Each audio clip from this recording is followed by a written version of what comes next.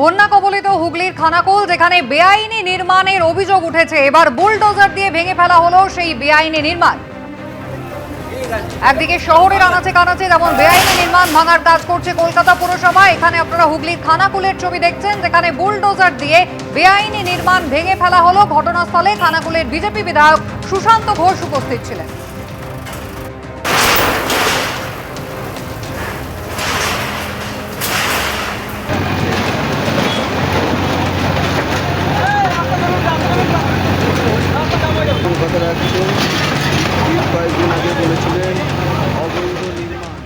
এবার কোচবিহারের ছবি আপনাদের সামনে রাখবো, যেখানে কাটমানি নেওয়ার অভিযোগে পঞ্চায়েত প্রধানের স্বামীর বিরুদ্ধে অভিযোগ সামনে এসেছে। দিনহাটার বড় আটিয়া বাড়িতে বিক্ষোভ গ্রামবাসীদের।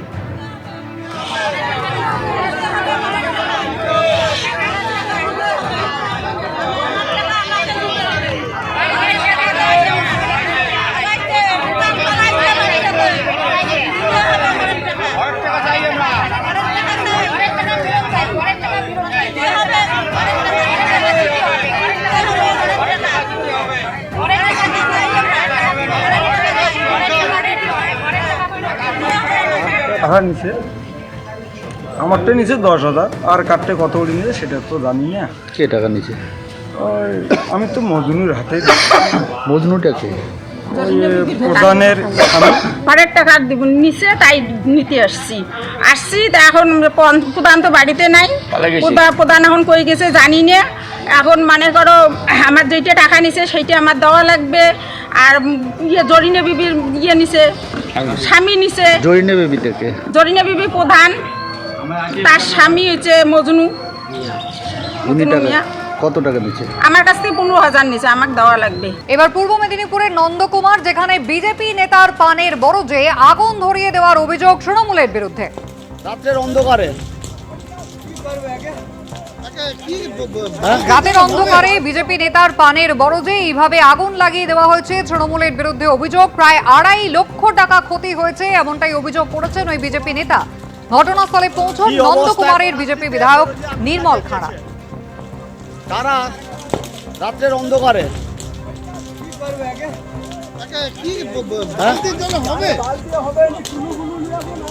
দমকলকে ফোন কর না, এত রাত্রে আরে কি করে ভাই ভগবান,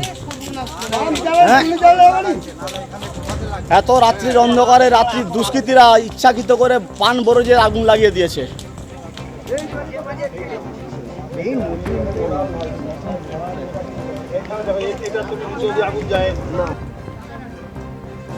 কালকে অনেক মিডনাইটের ঘটনা এটা ঘটেছে। সকালে খবর পেয়েছি, আমি রাতেও মেসেজ ছিল আমার কাছে। তো এই জিনিস কখনো আমরা অন্ততপক্ষে দীর্ঘদিন দেখিনি, এই ধরনের হিংসাত্মক ঘটনা। অন্যান্য জায়গায় হয়েছে, অন্ততপক্ষে নন্দকুমারে এই জিনিস জিতার পরে আমরা যে জিনিস দেখেছি, আমি এটুকু বলতে চাই, রাষ্ট্রবাদী সরকার, ভারতীয় জনতা পার্টির সরকার এসছে, যারা এই কাজের সাথে যুক্ত, আমি দ্ব্যর্থহীন ভাষায় বলছি, পুলিশ প্রশাসন তাদেরকে মাটির গর্তের ভেতরে থাকলেও তাদের বের করে নিয়ে এসে রাষ্ট্রবাদী সরকার যে পদ্ধতিতে শাস্তি দেওয়া আইনের চোখে সেটা হবে। এবার পশ্চিম মেদিনীপুরের গড়বেতায় তৃণমূল কংগ্রেসের পার্টি অফিস থেকে উদ্ধার হলো সরকারি ত্রাণ সামগ্রী। পার্টি অফিসের ভেতরে সাজানো রয়েছে থরে থরে কম্বল, ত্রিপল। সরকারিভাবে আছে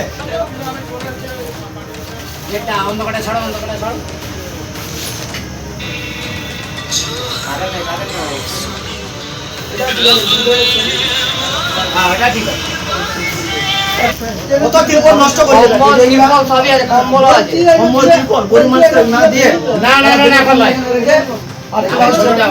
ছবিটা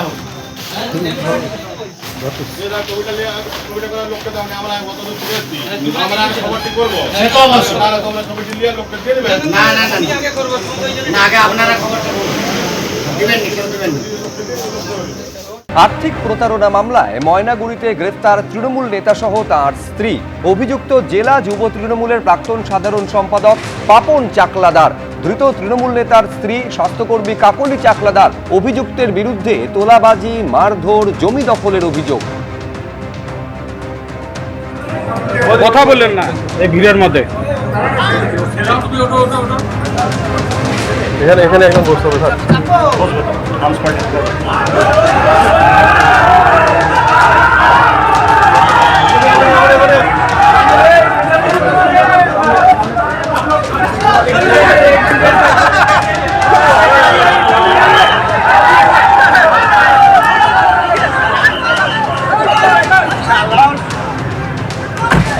ওকে কোমরে রশি বাইতে রোডে হাঁটায় নিয়ে যাও।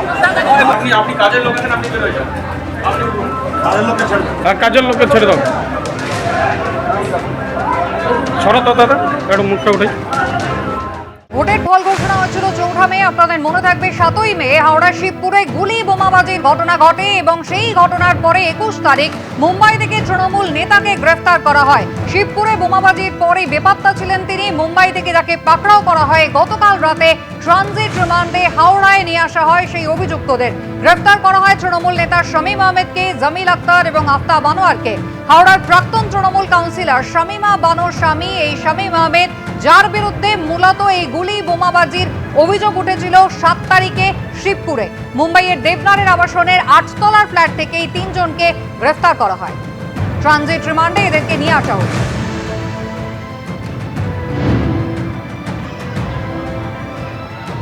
এই হচ্ছে 7 তারিখের সেই ঘটনা যেখানে শিবপুরে গুলি চলে, বোমাবাজির ঘটনা ঘটে।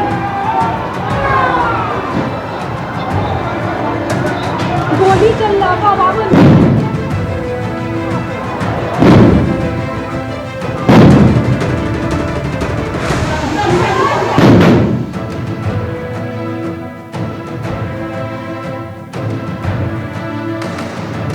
7 তারিখের ঘটনা। 4 তারিখে ভোটের ফল বেরিয়েছিল এবং 7 তারিখে এভাবেই উত্তপ্ত হয়ে ওঠে শিবপুর, যেখানে গুলি চলার মতো, বোমাবাজির মতো ঘটনা ঘটে এবং সেই ঘটনায় প্রাক্তন যিনি তৃণমূল কাউন্সিলর তার স্বামী শামীম আহমেদ, তার বিরুদ্ধে মূলত এই পরিকল্পনা করার অভিযোগ ওঠে।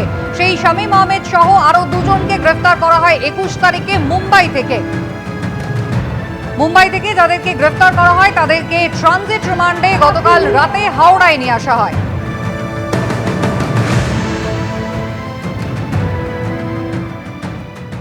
এই মুহূর্তে খবর পাওয়া যাচ্ছে বাসন্তী থানা এলাকায় মাছের ভেড়ি থেকে অস্ত্র উদ্ধার হয়েছে, 3টি বন্দুক উদ্ধার হয়েছে, 20টি কার্তুজ পাওয়া গেছে, সঙ্গে 1.5 কেজি বারুদ উদ্ধার হয়েছে বোমা বাঁধার সুতলি এবং অন্যান্য সরঞ্জাম।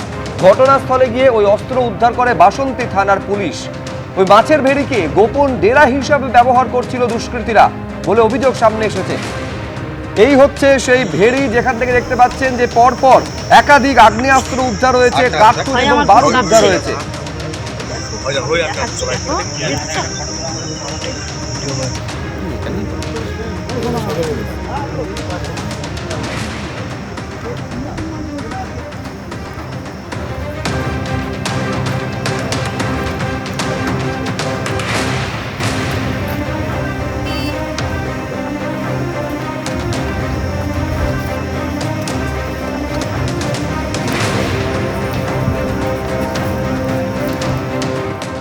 এবিপি আনন্দ এগিয়ে থাকে, এগিয়ে রাখে।